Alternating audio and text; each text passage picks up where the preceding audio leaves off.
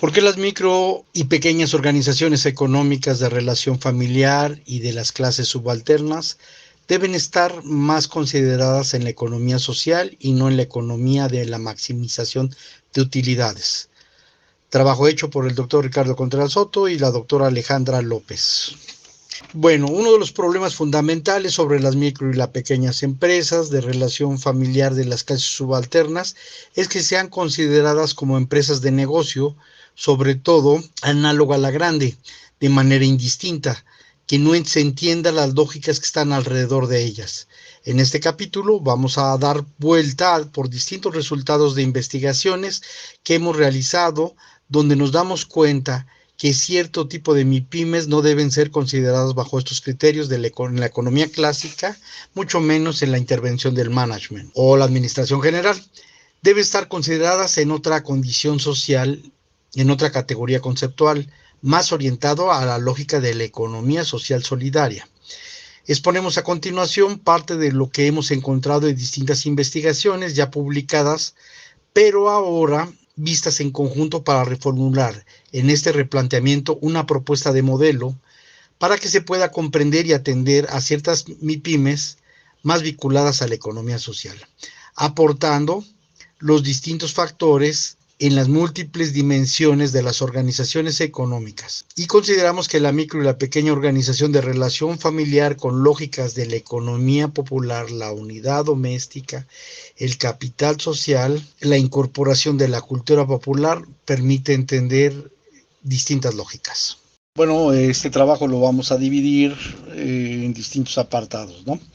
Está la parte introductoria, donde vamos a ver las dimensiones de la MIPYME. En el siguiente punto vamos a hablar de las diferenciaciones de las MIPYME. En el tercer punto vamos a hablar de las restricciones conceptuales que hay con las MIPYME. En cuarto lugar vamos a hablar de las organizaciones económicas de relación familiar.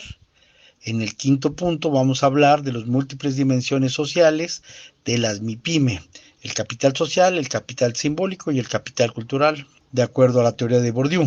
En el sexto punto vamos a hablar sobre qué es la micro y pequeñas organizaciones de relación familiar y de las clases subalternas. Este capítulo es donde vamos a hacer la propuesta que, de acuerdo a nuestras investigaciones, hemos encontrado y que indudablemente tiene que ver con la familia, parentesco, con la unidad doméstica o el grupo doméstico, con la economía popular, con el capital social interno, llamado el bonding. Es aquel que, como hay fuerza por parte de familia, apoyo, y eso permite pues darle una característica a este tipo de organizaciones. Está el capital social comunitario que encontramos en los trabajos sobre pobreza, está que es el papel de la cultura popular subalternas en esta dinámica y una forma de manera de conclusión. Señalamos que las micro, las pequeñas y las medianas empresas en México representan el 99.8% de los establecimientos, el 68.4% del personal ocupado total, el 52.2% de los ingresos generados, la micro 95%, la pequeña es 4% y la mediana es 0.8%. Un compañero nos decía que nuestros países tienen más cara de MIPYME que de grandes empresas y corporativos. El criterio de tamaño ha sido útil para los gobiernos con referencia a los fines de recaudación fiscal. Sin embargo, el razonamiento no ha permitido ser más analíticos de manera más adecuada para entender la complejidad de nuestra sociedad. Los criterios de sectores, número de personas por unidad económica, recientemente los criterios de ingreso o capital, en cuanto a los niveles de venta y niveles de activos, no son suficientes para entender qué es lo que sucede en las organizaciones económicas. Tampoco decimos que no sirvan, nos dan una idea más o menos de qué está pasando en México y en Latinoamérica, pero sobre todo resaltan prejuicios con que estos son interpretados y con ellos también inducen erróneamente en las formas de pensar, tanto en las formas de organización como en las unidades de trabajo y sus fines. Son bastante distintas a las grandes empresas y a los modelos concatenados con la cuestión gerencial. Y la micro, la pequeña y mediana empresa son todo un universo donde existen distintas actividades unidades económicas de una sola persona, de relación familiar, donde hay muchas variantes, la unidad doméstica, una actividad rural con tradiciones, actividades eventuales, actividades productivas de tradición local o barrial, comercio ambulante o itinerante, cooperativas, ejidos, talleres y un largo etcétera. Aun cuando las mayorías de MIPYMES en cuanto a unidades económicas que son tortillerías, panaderías, tiendas, talleres, etcétera, de procedencia de las clases subalternas, también hay MIPYMES de ricos y de clases medias que sus giros y sus lógicas son completamente diferentes. Sí, ciertas pastelerías, las albercas, los salones estéticos, los servicios profesionales, sobre todo este rubro está muy polarizado. Servicios de mercadotecnia, bienes raíces, bares, restaurantes, hoteles, viñedos, agroempresas, spa, casinos, clubes deportivos, ópticas, laboratorios, etcétera. Por eso es importante tener criterios de ubicación, pertenencia, procedencia social, una especie de genética social que nos permita entender la configuración de los hábitos de las clases sociales para entender las diferencias en cuanto a las disposiciones que hay entre ellas. De la misma manera, no toda MIPYME es una empresa de relación familiar. De igual forma, no toda organización de relación familiar o empresa es MIPYME. Recordemos que hay grandes empresas familiares como Carso, Televisa, etcétera, que son empresas de relación familiar, pero que no son micro o pequeñas empresas. Es necesario recuperar el estudio de la complejidad económica, cultural, social, regional de la MIPYME. Restricciones conceptuales de las MIPYME.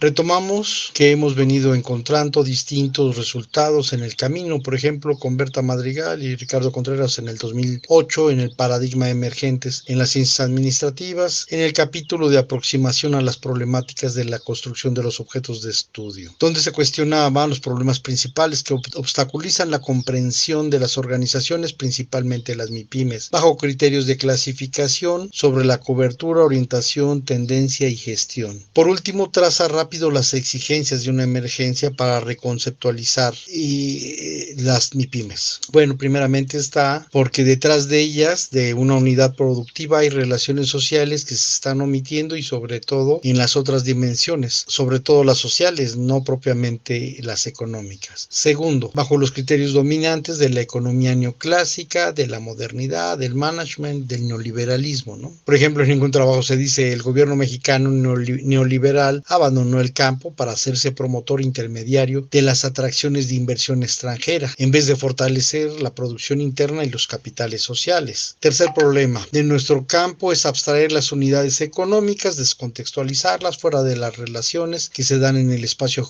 geográfico. Este problema también lo experimentaron con la abstracción de las políticas sectoriales, los economistas pidiendo las múltiples relaciones que hacen bajo ese enfoque y lo sectorial. Por ello debe ir acompañada de una dinámica territorial.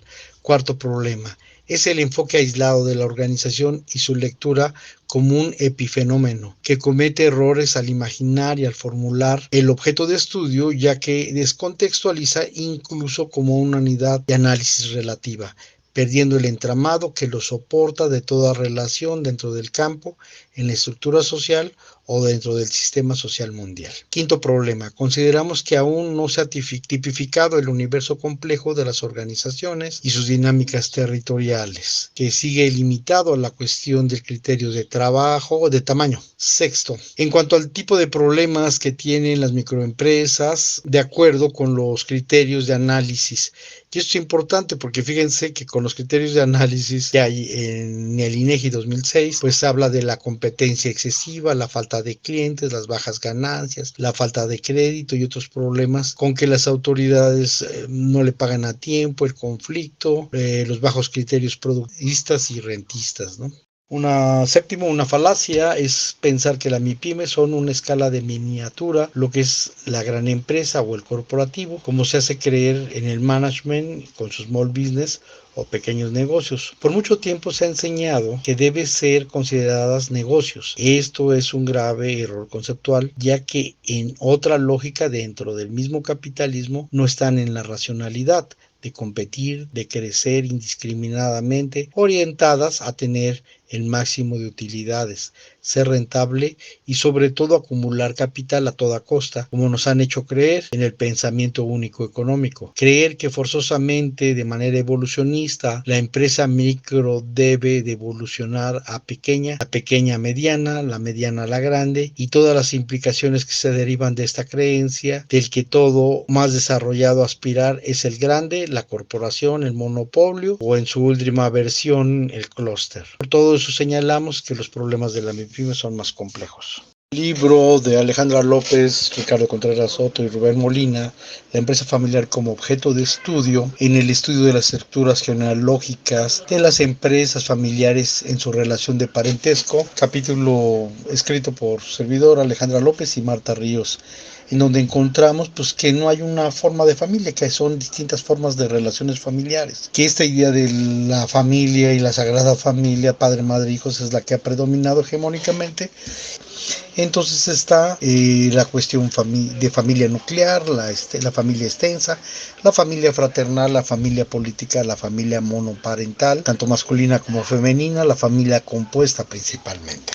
Sobre las múltiples dimensiones sociales de las MIPYME y de las organizaciones económicas principalmente, ¿no? Bueno, Pierre Bourdieu hace en el 2001 el libro de las estructuras sociales de la economía, donde expone conceptualmente la práctica de la teoría de los campos a dos niveles: a nivel la teoría del campos, a nivel de organización, a nivel de alcance de mercado, llamémosle así. La segunda, la teoría de los capitales. Y en el capital es muy interesante porque no siempre en la visión gerencialista siempre nada más ves la economía, pero no ves la sociedad, no ves otra serie de cosas. Bueno, pues para eso sirve el análisis de los capitales, que es el capital social, el capital cultural, el capital simbólico, claro, el capital económico. Hay más capitales que salieron, pero nosotros destacamos estos, que es el capital social, el capital cultural y el capital simbólico. Posteriormente, claro, retomando esta experiencia y esta riqueza de Pierre Bourdieu,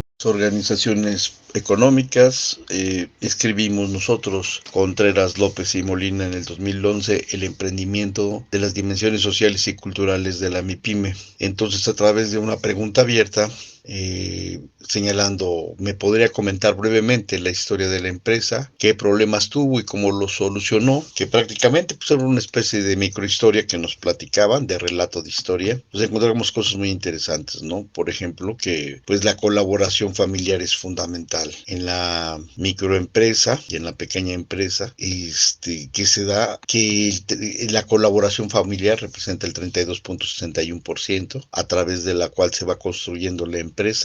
También encontramos formas de transferirse la organización a través de la herencia familiar, el 13.80%. Encontramos también otras maneras que fueron muy importantes, como conocidos amigos o el apoyo económico familiar del 4.76%, y la colaboración con la familia política, el 1.42%. Sobre el capital cultural encontramos que el 67.85% de los casos estudiados juega un papel muy importante, y que principalmente está la experiencia en la actividad, en el giro. Entonces ha sido gente que ha tenido experiencia, que ha venido trabajando con el 47.85%, un poquito menos de la mitad, ¿no? Y sobre todo pues que vienen de estas prácticas de gremios, como son los panaderos, los herreros, los cajeteros, los carpinteros, ¿no? Que hay toda una tradición en las formas de producir, y que ahí las familias juegan un papel importante en las panaderías, herrerías, en las mueblerías, ¿no? Y la forma de transmisión de padre, abuelo e hijo, o abuela, madre, según el tipo de actividad. En segundo lugar, pues está la experiencia raquítica, que es del 3.33%, la experimentación con el 3%, la experiencia en el fin de la actividad, afín a la actividad, del conocimiento e innovación, el 1.9%,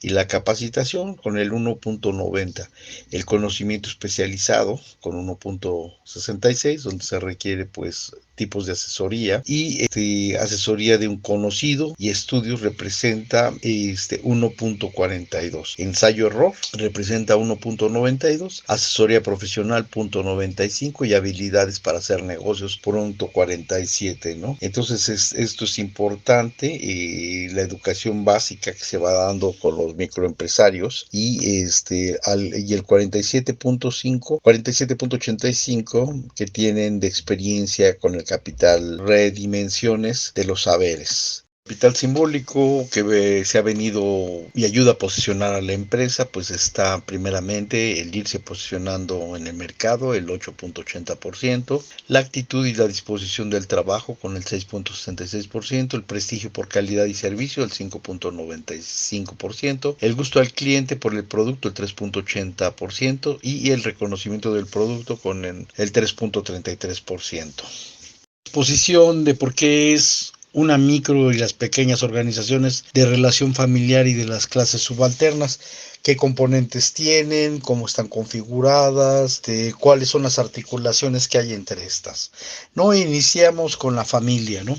Ya habíamos platicado la importancia de la familia y en términos de esos vínculos profundos, grandes, afectivos, emotivos y bueno, pues más allá de lo solidario, ¿no? Entonces, bueno, también no generalizamos. Generalmente, bueno, es un tipo de una relación consanguínea que se va dando, ¿no? Entonces, Ditela, Chumbita, Gamba y Guajardo en el 2001 nos definen qué es la familia como una institución dentro de un fenómeno social y formas y finalidades variadas según los periodos históricos, incluso en una misma época según regiones, en la sociedad o grupos o modos de producción que se consideren. Por otra parte, Levi-Strauss señala que la palabra familia sirve para designar a un grupo social que posee por lo menos tres características. La primera, que tiene origen en el matrimonio. La segunda, que está formado por lo general por marido, mujer, esposa, hijos, nacidos del matrimonio, aunque es concebible con otros parientes se encuentren según el lugar del grupo nuclear. Y tercero, los miembros de la familia estén unidos por lazos legales, derechos y obligaciones económicas, religiosas y de otro tipo,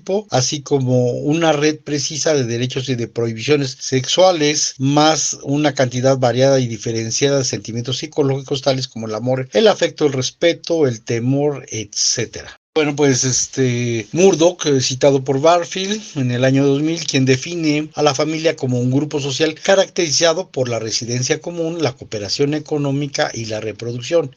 Incluye adultos de ambos sexos, al menos dos de los cuales mantienen una relación sexual socialmente aprobada. Uno o más niños pueden tener, o propios o adoptivos. Los adultos cohabitan sexualmente. Giddens habla de la familia como un grupo de individuos vinculados por los lazos de sangre, matrimonio o adopción, que forman una unidad económica cuyos miembros adultos son responsables de la crianza de los niños. En todas las sociedades conocidas hay alguna forma de sistema familiar, aunque la naturaleza de las relaciones familiares varían considerablemente.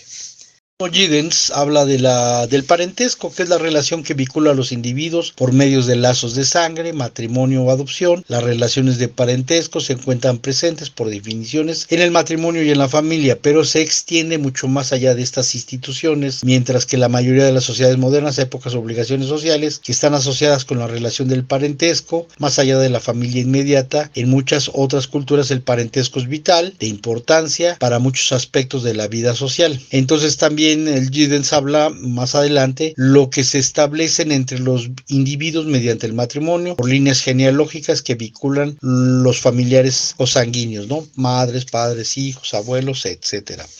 Y esto es importante porque no son sinónimos, ha habido un debate con referencia a la relación familia y parentesco. Y bueno, pues lo que se trata es, sin estar peleados, efectivamente el parentesco es una relación más allá que va del matrimonio, que es interesante porque a veces lo liga, y esto ya lo vimos en los trabajos de migración, vimos que el parentesco juega un papel muy importante. Sí, claro, la familia, pero el parentesco. Entonces no tienen por qué estar peleadas, aunque las unimos estas dos definiciones. El concepto de unidad doméstica o grupo doméstico ha sido muy fructífero porque ha permitido ir presentando varias formas de condiciones sociales que rebasan la presentación de la familia para ubicarla dentro de las clases subalternas y las maneras en que se organizan para la sobrevivencia en un sistema determinado. en un sistema de explotación.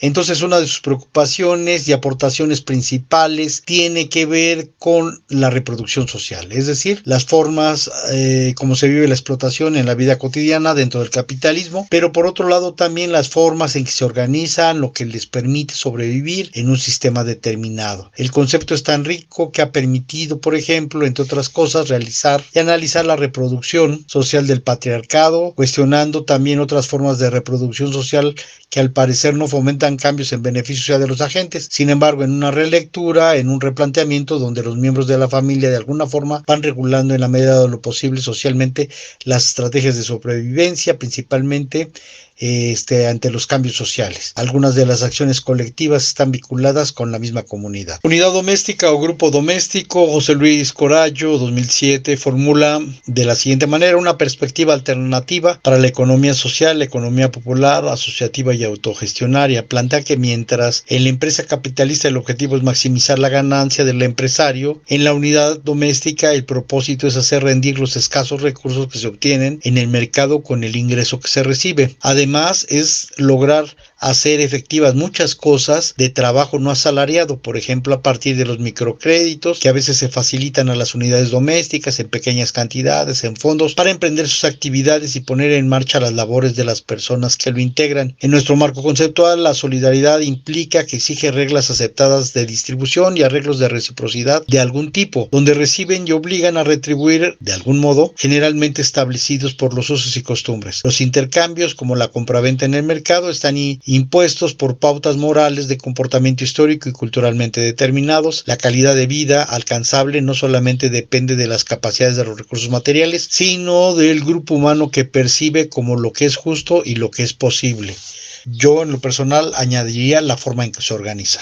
Bueno, en cuanto a nuestra experiencia sobre las unidades de domésticas y de grupo doméstico, indudablemente la lanzó nuestro amigo Héctor Ruiz Rueda en el 2013, haciendo una provocación que era importante entender las unidades domésticas o de grupos domésticos. Esa provocación la lanza y es muy congruente y claro, la retomamos nosotros, porque dice, primero tenemos, hay una familia que por los lazos de parentesco consanguíneos se junta. En un segundo momento está la unidad doméstica y el grupo doméstico se pone de acuerdo con las estrategias. Y él decía una tercera fase que era la organización de la familia con referencia a las actividades empresariales o administrativas de su unidad económica, ¿no? Entonces, nosotros publicamos el artículo, Ricardo Contreras, Carmen Castrejón, Rafael Espinosa en el 2016 y se llamó La unidad doméstica como unidad económica en las empresas familiares. Posteriormente hicimos un diagnóstico y nos enfocamos más a la situación de entender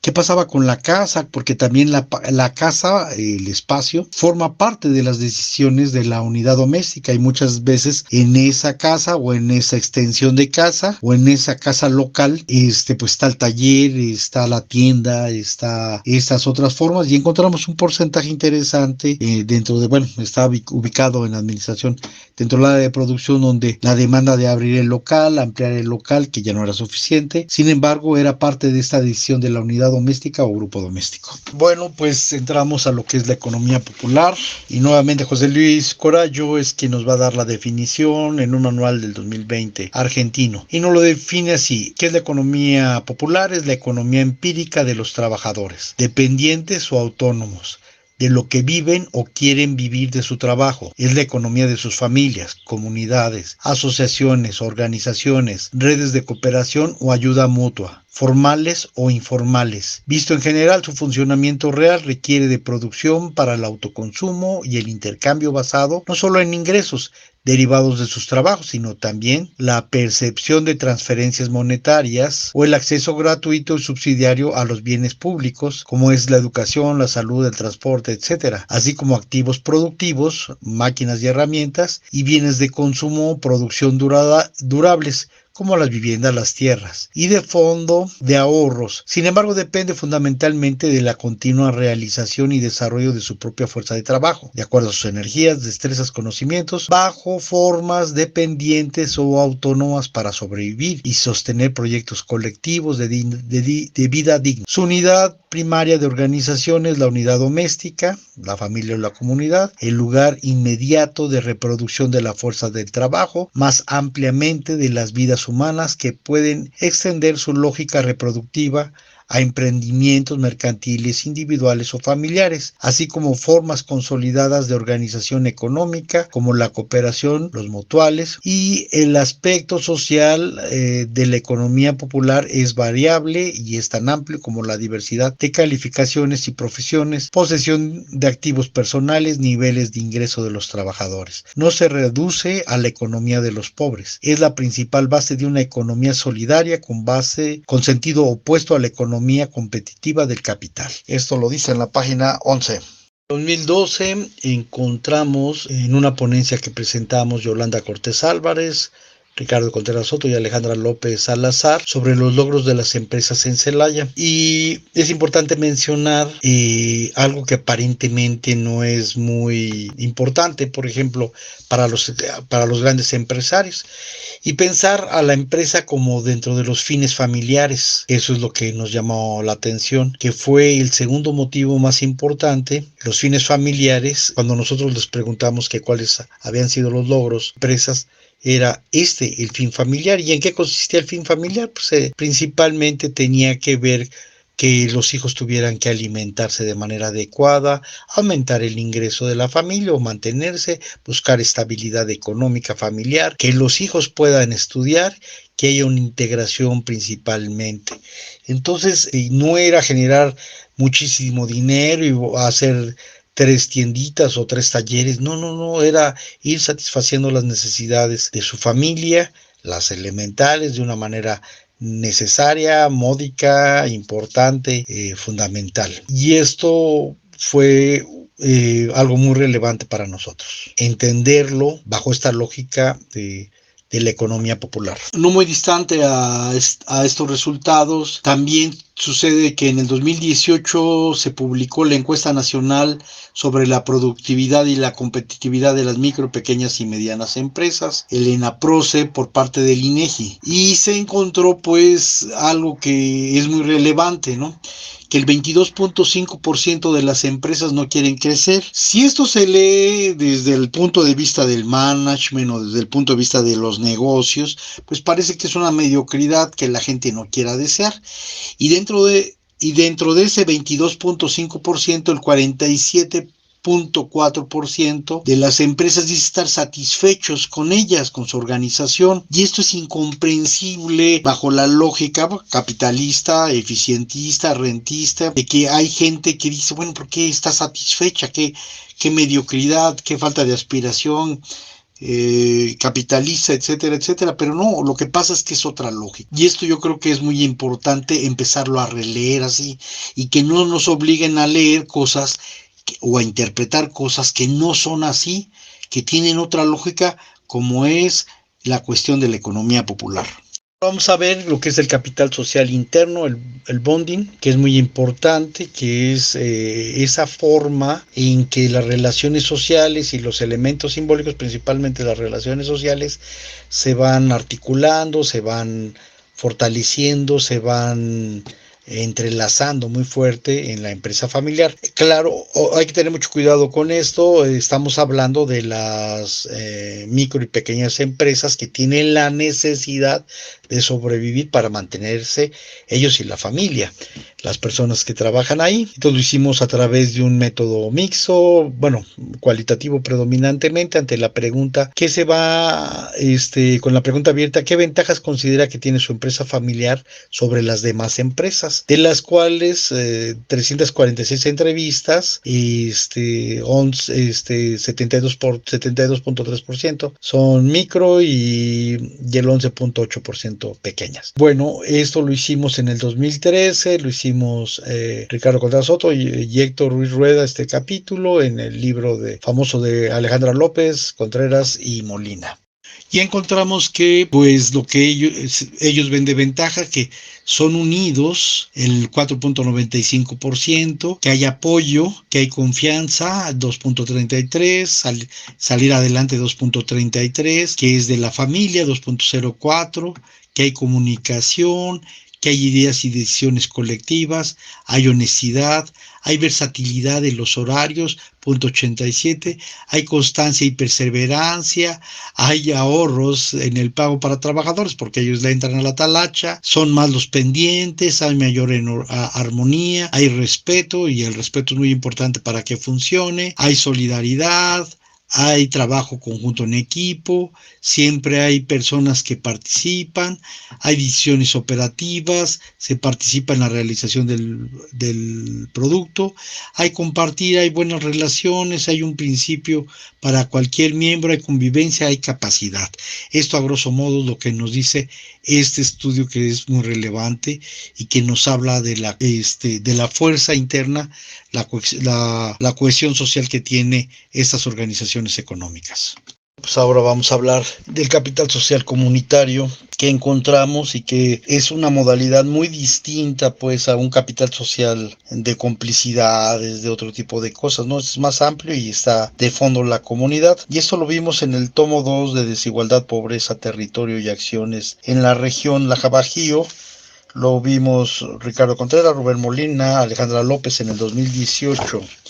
Y en el capítulo 4, sobre las experiencias del capital social comunitario, fue donde encontramos esta cuestión que es muy importante, ¿no? Las formas en que la misma gente se ayuda, la gente pobre se ayuda y de distintas maneras. Y en términos de resultados, ¿qué encontramos? Que en esta región de Celaya, el 62.06% de las personas pobres habían vivido una experiencia de solidaridad, mientras que el 19.61% de las personas consideraban que la gente era egoísta y el 18.31% había opinado que tanto había gente egoísta como gente solidaria.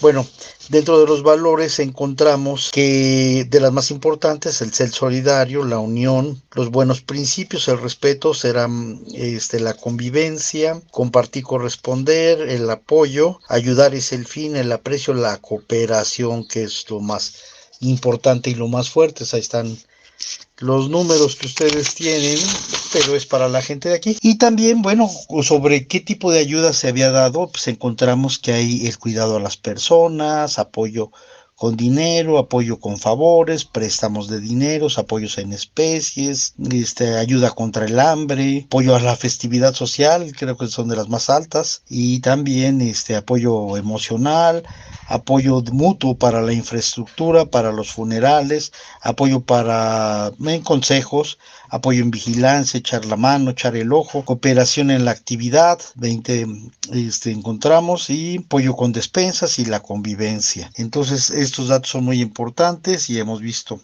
Ahora, con referencia a ¿cuál es la fuente de este tipo de ayuda? Pues uno creería principalmente que es la familia y no, son los conocidos el que tiene mayor importancia, bueno, en esta región. Después le sigue el barrio, la colonia, y después sigue, ahora sí, la cuestión de la familia, y luego pues otros feligreses de la vida festiva, y después, sí, los religiosos, gente de la localidad.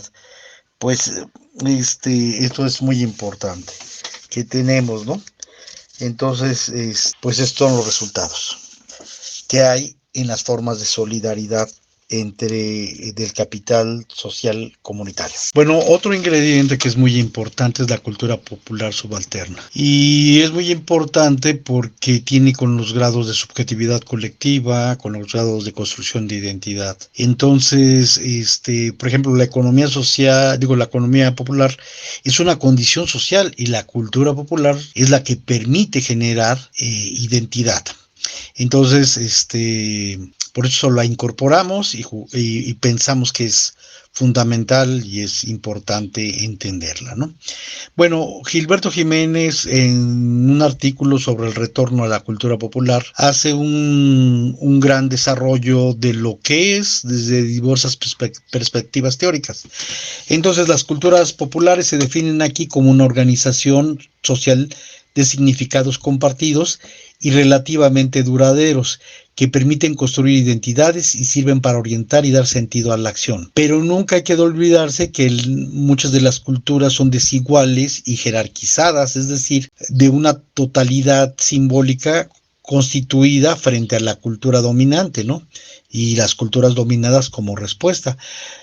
Pero las culturas no solo convergen entre sí, sino también se polarizan, van generando conflictos, repliegues, resistencias. Las configuraciones y procesos simbólicos que tienen por soporte al pueblo, es decir, a las clases subalternas de la sociedad, producidas en interacción constante en la cultura de las clases dominantes y con la cultura de masas, que son sobre todo en sus dimensiones más expresivas, se caracterizan por la escasa elaboración de sus códigos. Todos los códigos son altamente recurrentes en lo que más tarde llamaremos culturas populares tradicionales o tradiciones populares o culturas populares, con las configuraciones y procesos simbólicos que se tienen que soportar por parte del pueblo, es decir, por las clases subalternas de la sociedad, producidos y reelaborados en una interacción constante de carácter antagónico, adaptativo o transaccional, con la alta cultura de las clases dominantes y con la cultura mediática controlada pues por los mismos grupos hegemónicos, ¿no? Y en sus dimensiones más expresivas se caracterizan por la escasa elaboración de códigos, lo que hace fácilmente accesibles y transparentes para todo el público. Bueno, son más didácticos, por llamarlos de alguna manera. Dichas configuraciones y procesos pueden reducirse en tres tipos fundamentales analíticamente diferentes, aunque frecuentemente interpenetrados, transpolados por la interculturalización. En la práctica, uno, la cultura popular tradicional o las tradiciones populares de reingambre étnica o rural producidas por el pueblo y para el pueblo. Dos, la cultura popular expropiada o la cultura programada para las masas que se nutre de códigos populares, pero cuyo control está en manos de las clases dominantes. Y la cultura popular escorporada, que consiste en diferentes usos de grupos populares que hacen los productos de la media y de los recursos disponibles en su entorno mediático, en la vida cotidiana, en función de sus intereses particulares y específicos. Entonces, el papel de la cultura es muy importante. Vemos cómo se apropian los espacios, las leyendas, el discurso que hay sobre la solidaridad, la cooperación, la unión, la fuerza, tanto en los movimientos sociales como en la economía popular. Bueno, ¿y por qué todo esto lo decimos? Porque, bueno, la empresa familiar está vinculada a las actividades comunitarias y por lo tanto a la cultura popular también, para poder entender su entorno. La empresa, microempresa pequeña, bueno, la microempresa, organización pequeña, organización económica, no puede subsistir si no está vinculada con la cultura popular y con el medio, ¿no? Entonces tenemos evidencia donde están vinculadas a la asistencia social, a las actividades religiosas, a las actividades festivas, a las actividades laborales, principalmente por parte de los estudios que hemos realizado.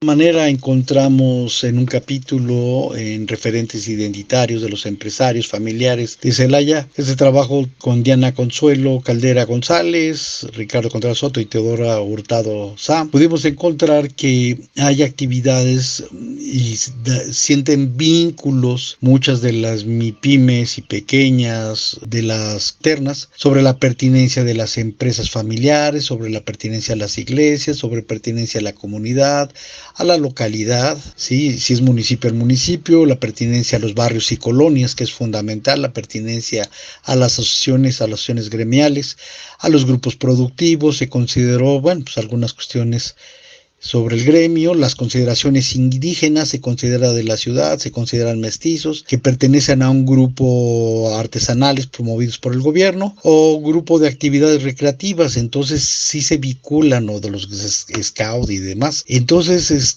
la empresa no familiar, la mal llamada empresa familiar o la organización económica familiar, vive articulada en su medio y a través de su medio, pues pueden moverse a las ferias, pueden moverse a las actividades, es su capital social externo importante.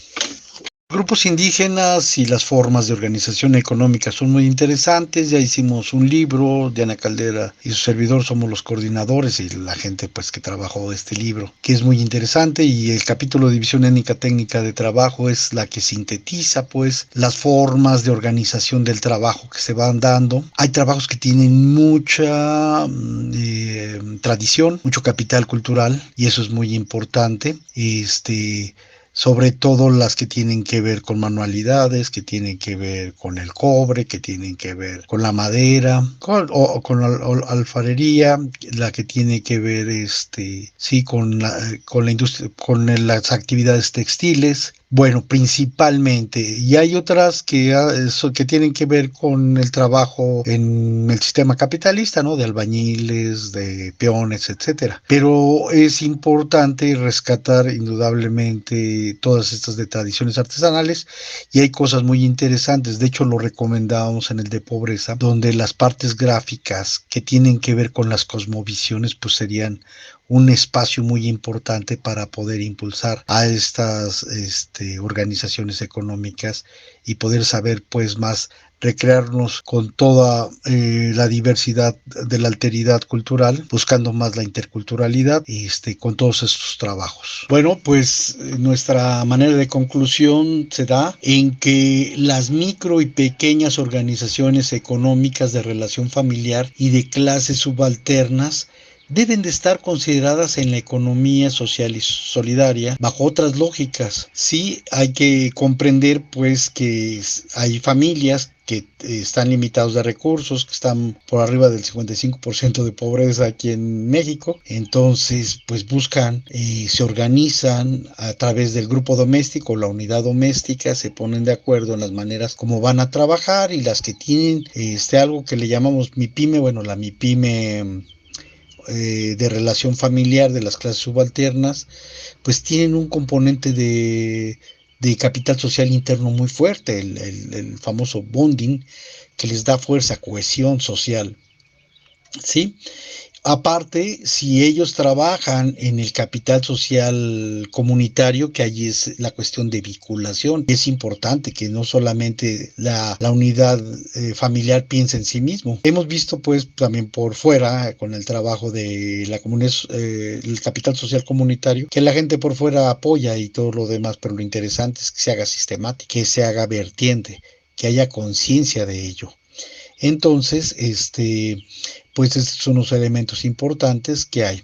Y bueno, el aporte que hay indudablemente, donde la gente está en una condición distinta, donde se trata de sobrevivir de manera digna y de ir construyendo, y que puede ser la plataforma para impulsar más la economía social, estamos más que de acuerdo. Y por otro lado, la cultura popular subalterna, porque es esa parte dinámica, es la parte subjetiva, es la parte que genera identidades, es la parte que articula con la historia, con el contexto, con la región, con las formas de trabajo, con las cosmovisiones, la manera de ver la vida. Entonces, por eso es importante este otro elemento, que es la cultura popular subalterna.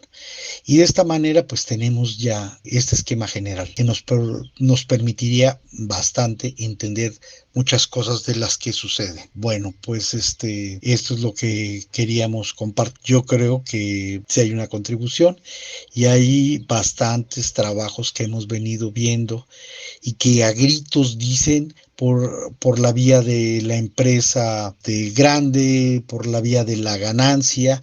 No es por ahí, es por otro lado. Y por otro lado se debe de construir estrategias más adecuadas para este tipo. Entonces, las micro y pequeñas empresas de organización de relación familiar de clases subalternas, más que de acuerdo, deben de estar en la economía social solidaria, construyendo distinta sociedad. Gracias.